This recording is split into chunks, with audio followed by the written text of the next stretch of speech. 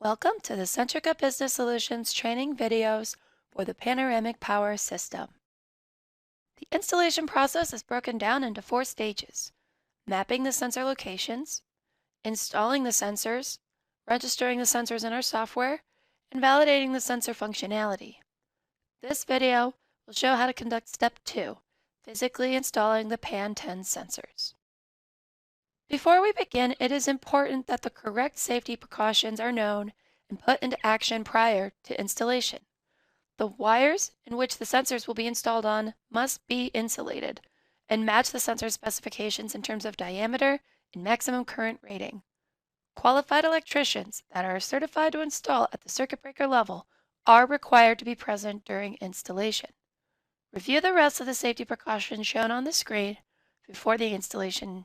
If there are any other questions about the safety precautions, reach out to the Centrica Business Solutions support team for more details. Once the sensors have been mapped, installation can begin. Open the cover of the electrical panel board and identify on the circuit breaker where you would like to install the sensors. The PAN-10 sensors come in a 12-unit box. The sensor ID appears below the barcode. Note this ID by scanning the barcode or logging the number in your notes. The sensors are rated for 63 amps. One sensor opener comes with every box. Slide the sensor into the opener, lining the grip into the indentations on the side of the sensor.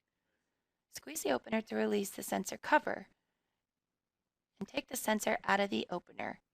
Place and snap the sensor on a clean section of the electrical cable with the arrow on the label pointing towards the load so that the sensor ID and barcode are visible. Note, whenever possible, avoid installing the sensor behind wires and position it at the front of the panel board.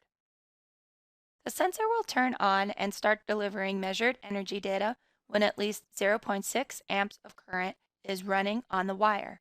However, it takes at least 1.5 amps to illuminate the LED on the sensor. In low amps, it is not uncommon that the sensor powers up, but the LED does not blink. If the sensor vibrates after installation, it means that the sensor is not properly closed. Ensure the sensor is properly closed by giving it another squeeze. If the vibration persists, open the sensor and reinstall it or try using another sensor. To uninstall the sensor, use the sensor opener from the box to open and take off the wire. If you are not getting readings from the sensor and you verified with a true RMS amp meter more than 0.6 amps are running on the wire, try removing and reapplying the sensor or trying a new sensor. Once the sensor is physically installed, you are ready to proceed to step 3 and 4 of the installation: registering the sensors through the software, and validating the sensor operation. Watch our training video on the mobile deployer app to learn how to conduct these steps. Thank you for watching.